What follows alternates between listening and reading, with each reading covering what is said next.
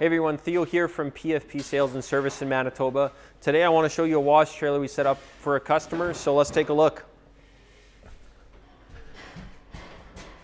We built this wash trailer for a customer of ours. We did a custom based off what they needed. So what they did when they came to us, they brought us a trailer that was insulated, walls and floor.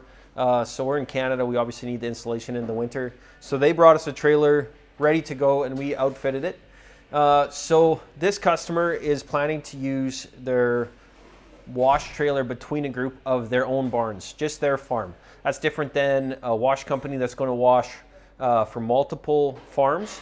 They like to use diesel engines, make it a bit more mobile, but these guys know that on each site they're going to have the power to run these 10 horse pressure washers. So we set them up with 3 Cat 56 pumps. The systems run on single phase 240 volt.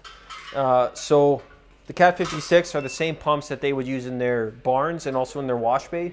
So their maintenance crew is going to have a really easy time servicing this. All the parts they have in stock on the farm are going to be stuff that's redundant that they can use here. So that's great. Each of them are outfitted with a dual timer control. So these controls, the first timer is obviously your automatic on off.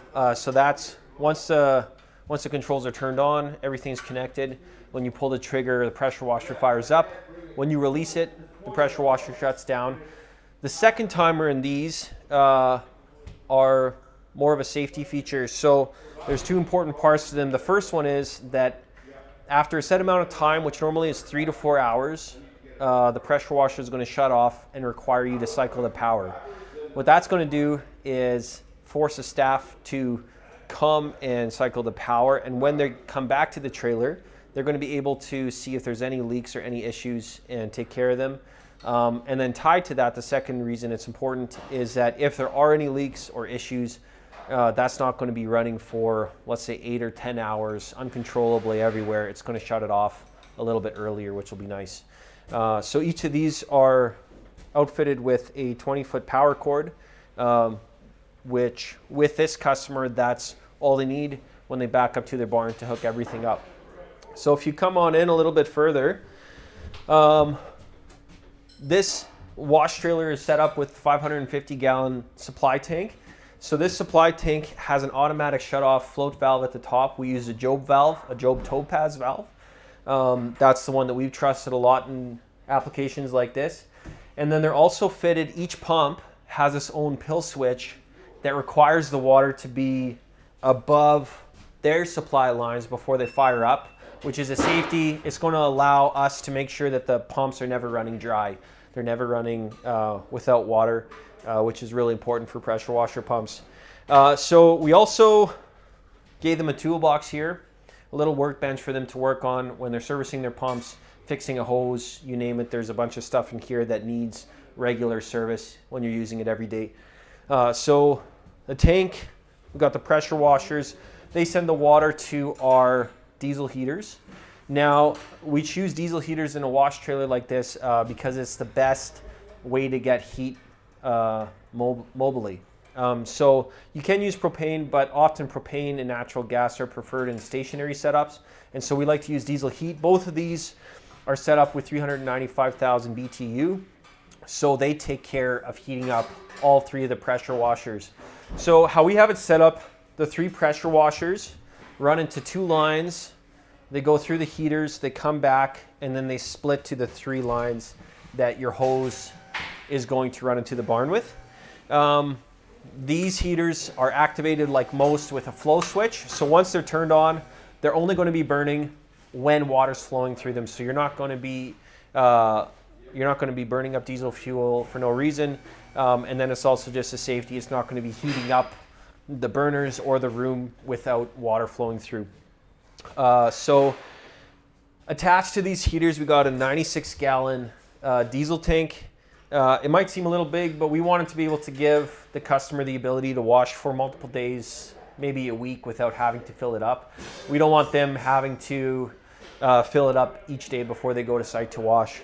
So often you might be wondering why we didn't set stuff up more in the center of the trailer, why we didn't have the water tank over the axle. The reason we set it up this way is that this customer has expressed that they might be interested in putting the Wash Power Pro Cleaner robot in this trailer and using it on site. So we are just preparing for that. And how we did that is we made an alleyway where they can wheel in one, maybe two if they need robots into this space. And so we set it up custom for them that way. We really care about making sure it's safe for driving. So we distributed the weight between the pumps, heaters, diesel, workbench. We try to distribute it evenly. And I think we did a pretty good job at that.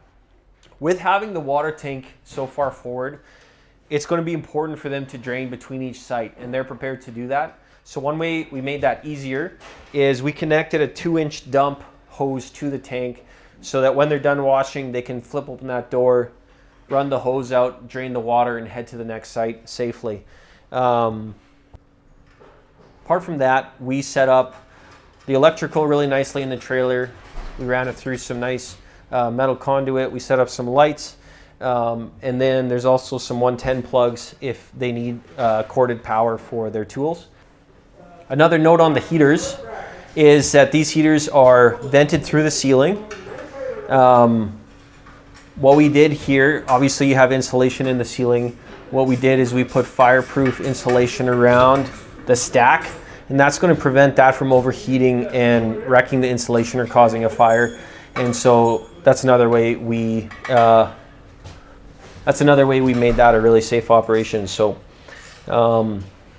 yeah, so this is the wash trailer we set up. We would love to talk to you if you're looking to set up a wash trailer. Every wash trailer is set up different based off what customers need. The price can vary quite a bit based off how many guys you're washing with. If you're wanting to do electric pressure washers or a pressure washer powered with a diesel engine. And then there's lots of different features. So if you have any questions, you can reach out to us at PFP. Again, my name is Theo.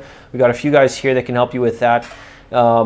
Thank you for watching this video. I hope you learned something. I hope you enjoyed it.